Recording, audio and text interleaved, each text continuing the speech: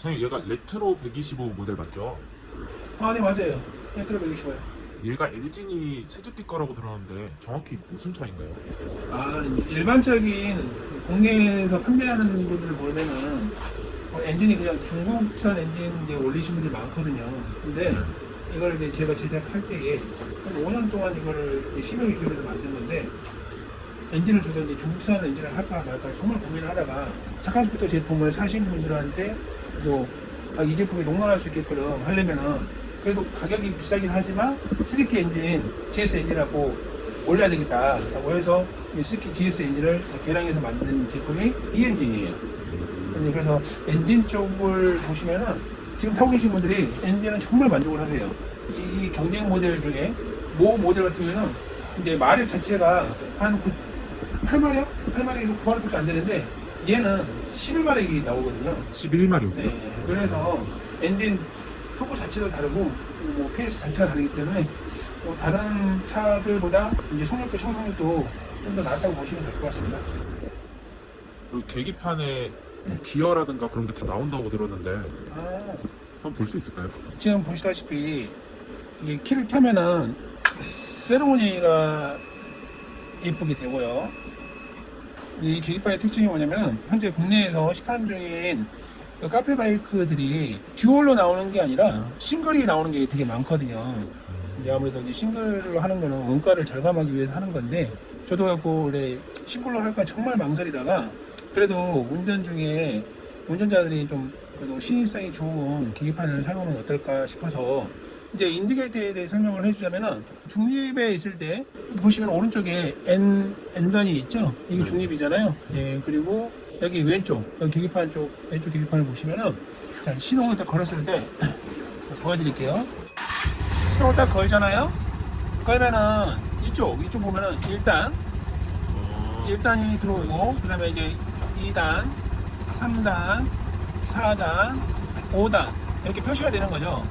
그러면 이제 일반적인 사람들이 타고 다녔을 때 이게 뭐 필요가 있겠느냐라고 할 수 있겠지만 그렇지가 않아요. 초보자들은 이게 정말 필수적으로 필요하고, 그 다음에 어느 정도 오토바이 타신 분들도 가끔은 이게 내가 지금 5단을 타고 있나 이렇게 4단을 타고 있나 모르시는 분들이 많아요. 그래서 인디케이터 표시를 보고 내가 4단이구나, 기어 변속할 때 너무 편리하거든요. 그리고 또 2단에서 1단 사이가 중립인 거 아시잖아요. 네. 그래서 1단하고 지금 현재 1단이면은 살짝 올리면 이렇게 중립이 들어오잖아요. 중립으로 하고 옮길 때에, 변속할 때에 이 인디케이터가 있고 없고 차이가 상당히 크다는 거죠.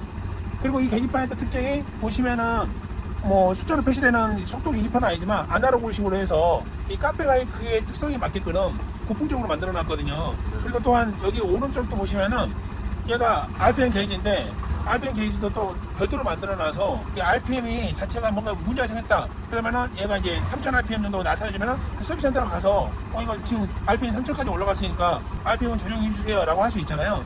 그 알고 모르는 차이가 상당히 크다는 거죠. 그리고 또 보시면 왼쪽에 주요 그래프가 있거든요. 예전에 오토바이 같은 경우는 또 주요 계기판이 없는 경우도 있었어요. 그죠. 네, 지금도 없는 차도 있어요. 사실 없는 차가 있어가지고 내가 기름을 언제 나갈지도 모르게 계속 타고 다니다가 항상 불안해하는 경우가 있는데, 이 차는 기름 게이지가 다 표시가 되어 있다는 거. 또한 지금 보시면 이게 최대 적상거리가 이쪽에 다 나와 있기 때문에 오토바이 운행할 때 상당히 큰 도움이 될 거라고 봅니다. 그럼 헤드라이트는 아이라인으로 들어가는 게 맞나요? 네. 헤드라이트가 양쪽으로 한 세트로 이제 아이라인을 딱 구성하는데 면발광이거든요.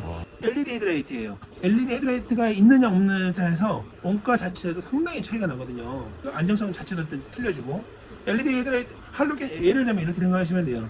할로겐 헤드라이트가 원가가 2만 원이었다고 했을 때 얘는 원가 자체가 그게 뭐 3-4배 정도 한다고 보시면 돼요. 그럼 LED도 뭐 싼 것도 있고 비싼 게 있는데, 저희 제품 같은 경우에는 저희 이름을 걸고 저희 제품을 만들잖아요. 그렇기 때문에 상당히 고가의 LED 헤드라이트가 들어있다는 거죠. 그 할로겐 헤드라이트 같은 경우에는 라이트 불빛이 주황색이거든요. 그리고 밝기도 그렇게 밝지가 않아요. 지금 시동을 걸어볼게요.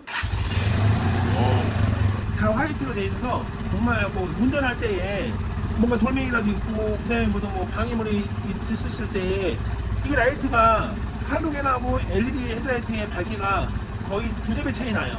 이게 시각적으로도 LED 헤드라이트라서 이제 더 이 오토바이가 더 예뻐 보이고, 이게 화이트 색상에서 그냥 누리끼리랑 중앙선으로 변한다고 생각해보세요. 오토바이가 이쁘겠어 안 이쁘겠어요? 아니 그죠. 그렇죠. 그 차이가 보시면 돼요. 그래서 이 LED 헤드라이트를 선호하는 이유가 여기 있다는 거죠. 이해가시죠? 그래서 레트로는 LED 헤드라이트가 기본으로 장착돼서 나온답니다. 할로겐 헤드라이트를 이제 하고 있는 분들이 오토바이가 타는 이제 다른 경쟁 모델이 있는데 그 할로겐 헤드라이트예요. 그거를 LED로 바꾸신 분들이 있어요. 그 전구만. 아니 전구만 바꿔서 쓰면 되지 라고 생각하시는 분들이 있는데 큰일 납니다. 그거 LED 헤드라이트 전구만 바꿔서 타고 다니다가 벌금 내고 여러 가지 문제가 발생하기 때문에 절대 그거 해서는 안 돼요. 되도록이면 있는 그대로 타시는 게 가장 좋습니다. 앞에 쇼바는 적립식 쇼바인가요? 적립 쇼바는 이렇게 생각하시면 돼요. 지금 여기 쇼바가 이 스프링이 안에 들어있는 게 밑으로 가 있는 게 적립식이라고 보시면 되고 위로 올라가 있는 게 도립식이라고 생각하시면 돼요. 아, 그럼 이게 도립식. 네, 도립식이죠. 보통의 이제 오토바이들 보면은 요즘에는 코트급만 하더라도 적립식 포크를 안 써요. 도립식 포크를 거의 다 쓰죠.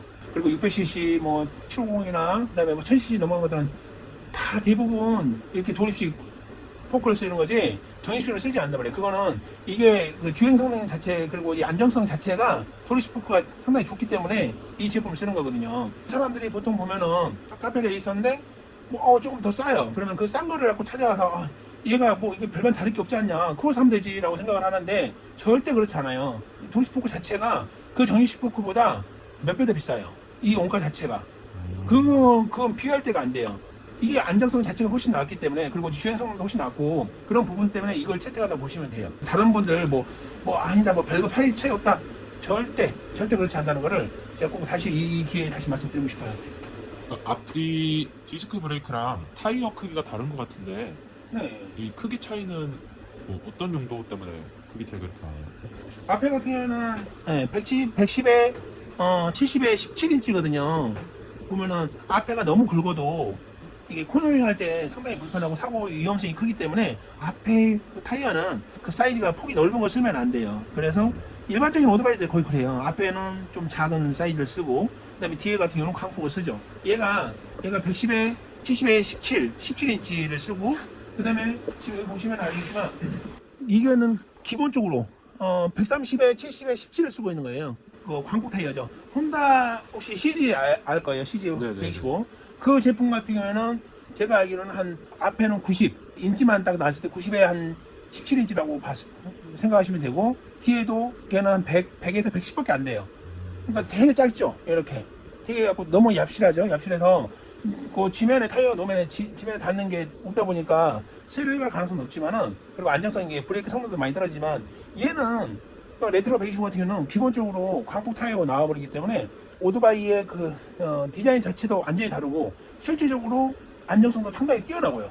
이제 이런 기본으로 나와 있는 자체가 타이어가 130 광폭 타이어가 되어 있는 게 정말 좋다고 제가 자부해드리고 싶어요. 이 쇼바 같은 경우에도 그냥 가스쇼바를 넣지 않고 그냥 노멀한 쇼바를 넣는 분도 있거든요. 근데 가스쇼바나 일반 쇼바랑 가격 차이가 또 다르다는 걸 아시죠? 두세 배 차이 나기 때문에 이런 부분들을 하나하나 제가 다 신경 써서 이걸 개발하는데 접목을 시킨 거거든요. 양쪽에 다 듀얼로 들어가 있는 거죠? 가스쇼바도 하나가 돼 있는 게 아니라 양쪽으로 돼 있죠. 그래서 이제 가격도 원가 자체도 2배고 시트 같은 경우에도 그 노멀한 시트를 할 수도 있었는데 이 오토바이에 가장 어울리게끔 이 시트를 새로 제작해서 튜닝한 제품을 그대로 끼워낸 거예요. 이것도 시트를 하려면 보통 한 50만 원 이상을 줘야 하잖아요. 제가 그냥 이 제품을 그대로 튜닝한 거를 넣어버리니까 소비자가 굳이 시트 튜닝하지 않아도 된다는 거죠. 그리고 핸들이 조금 특이한데 이 핸들도 기본형으로 달려있는 핸들인가요? 네, 핸들은 경제 모델을 보시면은 핸들이 이렇게 갈매기 핸들로 파이프로 되어 있는 게 있어요. 그 파이프로 되어 있는 게 뭐 원가 얼마 안 할 거잖아요, 그죠? 네. 그리고 넘어지면 쉽게 헤어지고 레트로만의 그런 이제 특색을 살리기 위해서 세포 핸들을 다 채용을 한 거예요. 세포 핸들, 세포 핸들을 해야 되겠다. 이거를 보시면은 이 세포 핸들도 그냥 세포 핸들이 아니에요. 이거를 조절할 수가 있어요. 이 대각선으로도 이 핸들을 할 수도 있지만 그렇게 반듯하게 일자형으로 거의 일자형에 가깝게 해도 자기가 원하는 대로 조정할 수 있어요. 그리고 또한 이 밑으로 이거를 풀러서 더 밑으로 내릴 수도 있어요. 자기가 자기가 좀 더 눕히고 싶다. 그러면 밑으로 내릴 수도 있고 올릴 수도 있고 타실 때 포지션에 딱 맞게끔 여기에 기본적으로 세팅을 해놨거든요. 이 세포 핸들이 되게 단단하게 돼 있거든요. 싸구려를 제가 낀 게 아니라 보시다시피 여기 알루미늄 소재인데 상당히 단단하게 만들어 놔서 이게 타실 때도 뭐 좀 튼튼함을 좀 느낄 수 있고, 보시면 여기 세포 핸들 뭉치 같은 것도 보셔도 되게 단단해 보이죠? 예. 고객들이 보셔도 세포 핸들이 참 괜찮다라고 하시는 분들이 되게 많거든요. 거기에 이 세포 핸들에 파인드 백미러까지 다 들어가 있거든요. 백미러를 여기다 달 수도 있어요. 여기다 달는 걸 좋아하시면 여기다 달려도 되지만, 이게 카페레이서의 정통적인 스타일을 고수하기 위해서 이 백미러를 옆에 측면에 달아주는 거죠. 예, 이거 백미러도 그냥 이 백미러보다 훨씬 더 비싸요. 그냥 노멀 백미러보다. 그렇지만 이거를 다 채택을 해서 타시는 분들이 더 멋지게 탈 수 있게 만들어주는 거예요. 이 주행 중에 백미러가 너무 거슬리다 싶으면 취향에 따라 여기서 다른 걸 달아도 되는 거예요? 네, 일반적인 그냥 범용으로 백미러 이렇게 나오는 게 있거든요. 그걸 달아도 상관없어요. 이거 빼버리고. 레트로는 특이하게 메인 스탠드가 장착이 되어 있네요. 그 지금 이제 부캐너 같은 경우는 아시다시피 메인 스탠드가 없는 걸로 봤거든요. 메인 스탠드가 있고 없고 차이가 뭐냐면은, 이게 뒷바퀴가 이렇게 떠 있기 때문에 바퀴 타이어 같은 거 바꾸기도 편하고 체인 조정할 때도 편한 게 있어요. 그리고 브레이크 수리할 때도 상당히 편한데, 여기에 메인 스탠드가 없으면 없는 오토바이는 어떻게 되면 이렇게 돼 있기 때문에 자기를 떠서 저거를 작업해야 하기 때문에 센터에서 작업 공임도 훨씬 많이 들어가고 많이 불편해하신단 말이에요. 그리고 반대에 세워놓으면은 주차해놔도 장시간 주차해놔도 되게 안전해요. 훨씬 예쁘고 작은 차인데 상당히 큰 차이라고 보시면 돼요. 메인 스탠드 있고 없고의 차이가. 네, 사장님이 알려주시는 레트로 125 간단하게 알아보았습니다.